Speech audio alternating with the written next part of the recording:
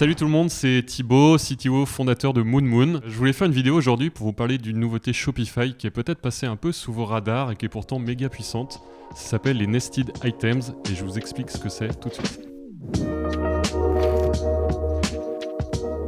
Derrière ce nom un peu barbare se cache en fait quelque chose d'assez simple. Nested Items, c'est le fait de pouvoir regrouper des produits entre eux, mais avec un principe de hiérarchie. C'est-à-dire qu'en fait, vous aurez un produit parent et vous pourrez mettre des produits enfants qui seront liés à ce produit. Donc ça marche assez bien, par exemple, pour un produit qui aurait des options. On peut imaginer, par exemple, vous achetez une paire de chaussures et vous achetez les lacets qui vont avec et pourquoi pas une paire de chaussettes. Et du coup, ces deux produits peuvent être vendus comme des accessoires ou des options de votre produit parent. Et du coup, vous pourrez les regrouper ainsi pour avoir ce visuel au niveau du checkout et du panier de produits qui font partie d'un groupement de produits. Ce qui peut être assez puissant, c'est de grouper ça avec des logiques de remise automatique et ainsi créer comme des bundles finalement sur votre page produit où l'utilisateur peut acheter au même moment le produit principal et ses accessoires avec du coup une remise concernant l'ensemble de ces produits. Les Nested Items, c'est assez facile à mettre en place, mais ça ne fonctionne que pour le checkout. Donc c'est vraiment quelque chose de visuel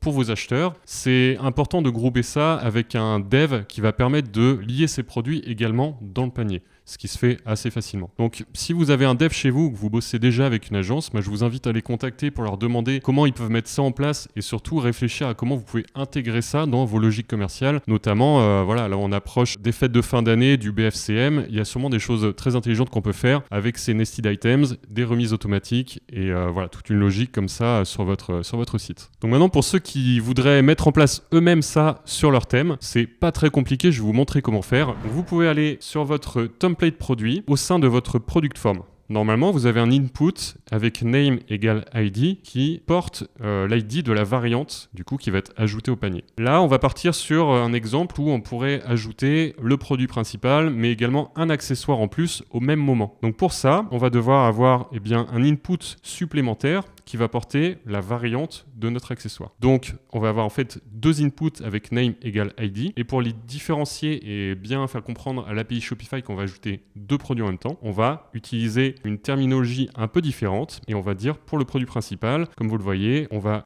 mettre items avec 0 entre crochets parce que c'est le premier index d'un tableau d'items qu'on va envoyer à l'API. Donc, le premier item et on va lui donner l'ID en mettant entre crochets comme ça juste derrière. La value, on ne touche pas. Et du coup, sur notre deuxième input, on va avoir name égale items, un entre crochets, parce que du coup c'est le deuxième item de notre tableau, et on lui envoie l'ID. Et donc pour relier ces deux produits entre eux, il va falloir spécifier qui est le produit parent et qui est le produit enfant. Donc pour ça c'est assez simple, c'est seulement sur le produit enfant qu'on va pouvoir spécifier l'ID du produit parent. Pour ça on a également un input avec name égale parent ID. Sauf que là vu que parent ID on veut le mettre sur l'item enfant, eh bien on va avoir items, un entre crochets et parent ID entre crochets. Et on va lui envoyer donc la variante, l'ID de la variante du parent. Et c'est tout en fait. C'est tout ce que vous avez besoin de faire pour ajouter les deux produits en même temps dans votre formulaire avec cette relation parent-enfant sur vos items. Et donc ensuite, la seule chose qu'il faudra faire, c'est une modification dans le panier pour pouvoir grouper vos items et faire en sorte qu'on sache qui est le parent et qui est l'enfant. Donc pour ça, dans le panier, vous avez sur l'objet item, vous pouvez tout simplement taper item.parent.relationship.parent.id et grâce à ça, depuis l'item enfant, vous allez pouvoir retrouver l'ID du parent. Et du coup, après, vous faites votre dev pour afficher les items tels que vous le voulez pour les grouper. Voilà, et c'est tout. Vous voyez, c'est très simple. Donc si vous êtes dev, vous voyez comment le mettre en place dans votre thème, c'est assez facile. Je vous laisse tester, bidouiller. N'hésitez pas si vous avez des questions aussi techniques à les poser en commentaire de cette vidéo. Et si vous êtes un marchand, notamment si vous êtes un de nos clients, n'hésitez pas à nous demander et on se fera un plaisir de vous mettre ça en place sur votre site. Ça peut être assez intéressant à explorer, notamment avec les fêtes de fin d'année qui approchent. Voilà, c'est tout pour moi. Je vous souhaite